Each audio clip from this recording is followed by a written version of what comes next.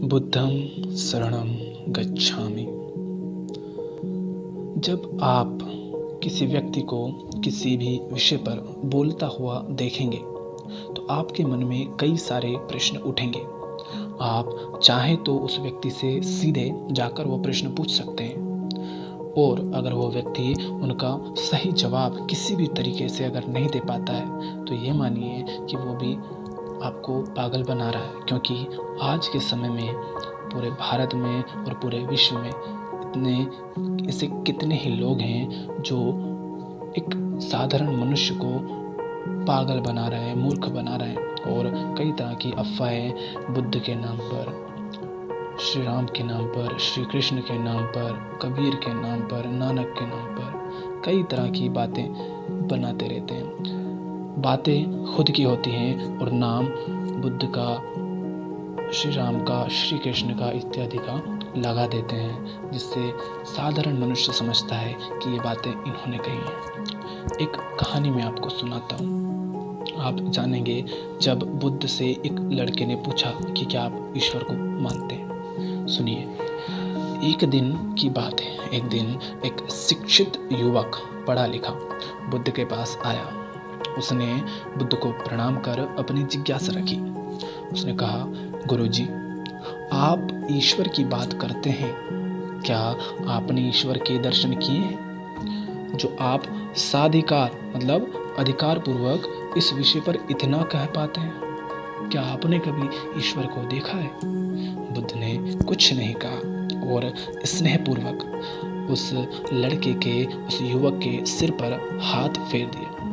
युवक ने समझा कि बुद्ध के पास मेरे प्रश्न का उत्तर नहीं है। फिर बुद्ध ने कहा, आओ हम कुछ देर यहाँ के बगीचे में घूमें। बगीचे में गुलाब और रजनीगंधा के सुगंधित फूल लगे थे। युवक बोला, गुरुजी, इन फूलों की सुगंध से सारा वातावरण महक रहा है। बुद्ध ने कहा, वत्स, तुम ठीक कहते हो, किंतु एक बात बताओ कि ये सुगंध तुम्हें दिखाई दे रही है? युवक बोला, जी नहीं, सुगंध तो अनुभव की जाती है। तब बुद्ध ने कहा, बस यही तुम्हारे प्रश्न का उत्तर है। तुम्हारे शरीर में जब कभी कहीं चोट लगती है तो दर्द होता है। क्या इस दर्द को तुम देख सकते हो? युवक बोला, नहीं, वह भी अनुभूत ही होता है। बुद्ध ने अंतिम रूप से युवक का समाधान करते हुए कहा, आत्मा और परमात्मा के साथ भी यही बात है।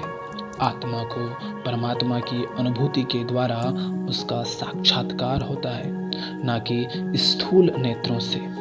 युवक अब पूर्णतः संतुष्ट था। बुद्ध का आभार मानते हुए वह चला गया।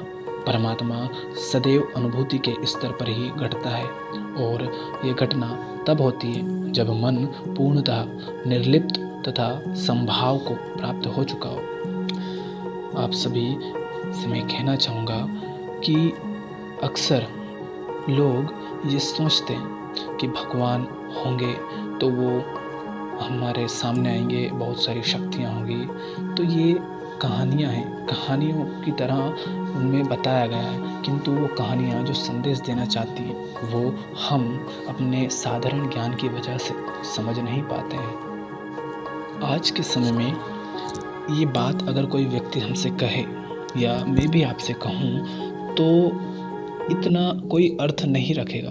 क्यों? क्योंकि आज के समय में आप इनको मानते नहीं हैं। आपके कानों में हर कहीं से ये बातें गिरती रहती हैं। लेकिन उस समय जब बुद्ध ने कही ये बातें तो उन्होंने सिर्फ मुंह से नहीं कही, पहले उन्होंने समझाया ताकि आपको एहसास हो।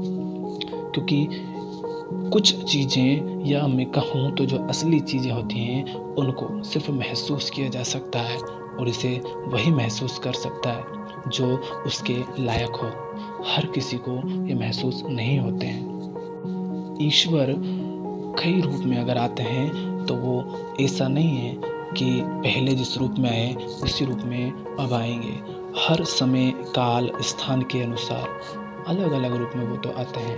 हम ये भी नहीं कह सकते कि ईश्वर आते हैं, ईश्वर कौन है, कुछ नहीं बता सकते हम, क्योंकि हम इतने ऊंचे नहीं हैं, हमें वो क्षमता नहीं है, वो ज्ञान नहीं है, हमारी बुद्धि इतनी परिपक्व नहीं है, हम में इतना विवेक नहीं है कि हम उनका वर्णन कर सकें।